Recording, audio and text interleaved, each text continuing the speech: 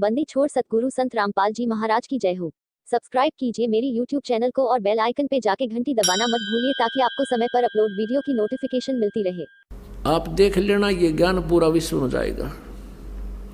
और जो हाहाकार मची हुई है, अब किसी ने देख ले, 2 नंबर के काम करते समय कति आगा पीछा नहीं देखता। मानो मिलावट करने की दाव लगता है, मिलावट कर लेता है। चोरी का दाव लगता है, चोरी कर लेता है। रिश्वत का दाव लगता है, रिश्वत ले लेता है। एक माया ही आधार बन गई है।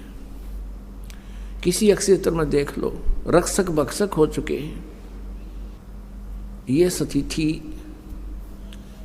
जो वर्तमान में अब मानव की हो चुकी है, ये बहुत क्रिटिकल स्टेज आ गई है।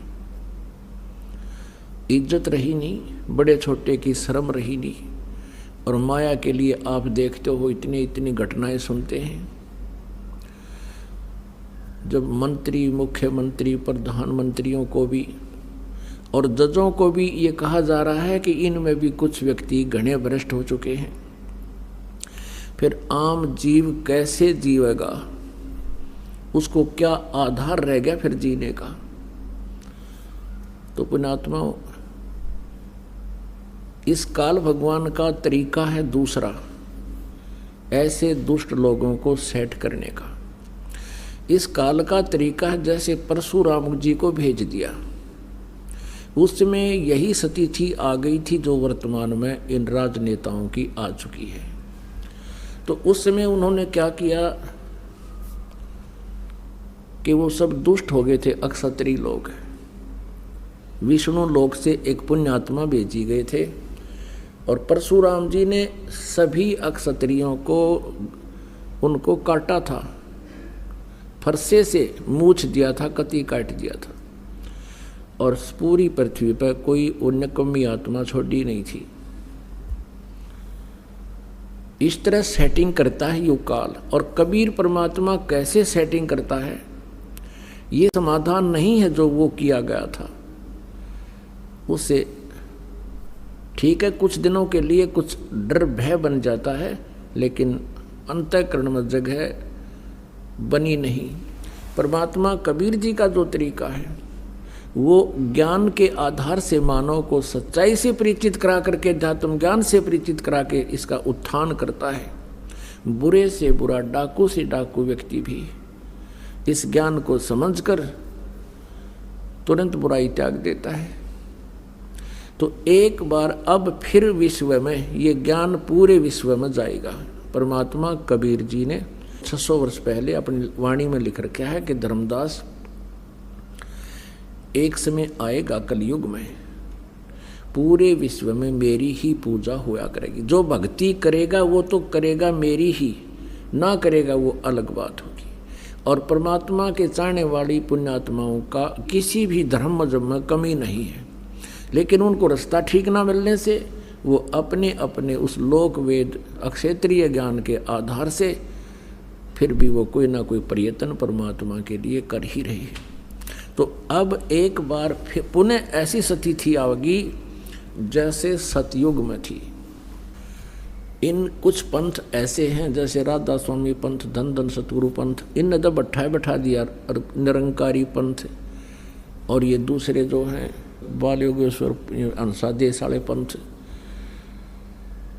इन्होंने ऐसा जुल्म कर दिया, ऐसा लोक वेद बनवा दिया इन काल के दूतों के माध्यम से। ना तो ये ज्योति लगाने देते घी की, कहते हमने ज्योत नहीं लगानी, हमने तो अंदर ज्योत बालनी है, अंदर ज्योत देखनी है। अंदर ज्योत वो काल है, उसका के देखोगे अंदर की ज्योत का। उसने अर्जुन ने देखी थी वह ज्योत,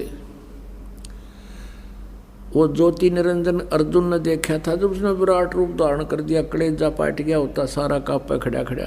और तुम थारे तीन दिखा दिया तो हार्ट अटैक हो जाएगा। धार्मिकता इन पंथों ने नष्ट कर दी। ये कहते हैं ना धर्म करना, ना दान करना, ना कोई जोत लानी, ना कोई अवन पाठ करना, बस के करना समाधि लाना 2.5 घंटे सुबह 2.5 घंटे शाम, और ये 5 नाम जाप करना, निरंकार ओंकार ज्योत निरंजन सोहम और सतनाम। अकाल मूर्त, शब्द स्वरूपी राम और सतपुरख, ये बकवाद गढ़ रखी सारी, ये यूजलेस नाम है, इनका कोई मंत्र कहीं अस्तित्व नहीं है। वो परमात्मा के पाने के मंत्र भी ठीक नहीं इनके। पहले हम विशेषकर हिंदू समाज में प्रत्येक के घर में जोत जला करती घी की। अब ये करोड़ों की संख्या में राधा स्वामी धन धन सतगुरु पंथ वाले हैं और कोई भी जोत तक नहीं लाता, बंद करवा दी। काल न तक कर्म फुड़वाने हैं इनके सबके। गीता जी अध्याय नंबर 3 में श्लोक नंबर 10 से लेकर 15 तक स्पष्ट किया है कि सभी प्राणियों की 14-15 में, अध्याय नंबर 3 के 14-15 में किया कि सभी प्राणियों का शरीर अन्न से उत्पन्न होता है, अन्न वर्षा से होता है, वर्षा यज्ञ से होती है और यज्ञ शास्त्र अनुकूल साधना से होते हैं और यहाँ शास्त्र अनुकूल कर्मों से यथार्थ यानी सही यज्ञ उससे होती है। और यज्ञ उत्पन्न हुए काल से, ब्रह्म से, क्योंकि ब्रह्म काल के लोक में आए तो हमने कर्म करने पड़े और कर्म का ही फल मिल रहा है। यहाँ पर सतलोक के अंदर कर्म नहीं थे, वहाँ निष्कर्म जो है मुक्ति हमें प्राप्त थी, बिना काम किए मिल रहा था। लेकिन वो सुख हमसे उठा नहीं और हम यहाँ काल के जाल में आकर अब डले ढो रहे हैं। सारा जीवन बीत जाता है इस व्यक्ति का पेट के लिए, कठिन से कठिन प्रयत्न करता है, दिन रात नहीं पड़ता, दिन में धंधा करता है, रात में उसी की चिंतन करता रहता है और वो भी पूरा नहीं होता है।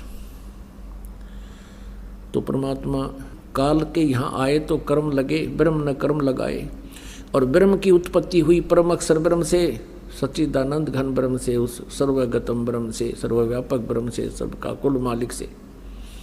और वही ब्रह्म, वही परम अक्षर ब्रह्म सभी धार्मिक अनुष्ठानों में पूज्य है, वही प्रतिष्ठित है, उसी को इष्ट मानकर पूजा करनी चाहिए।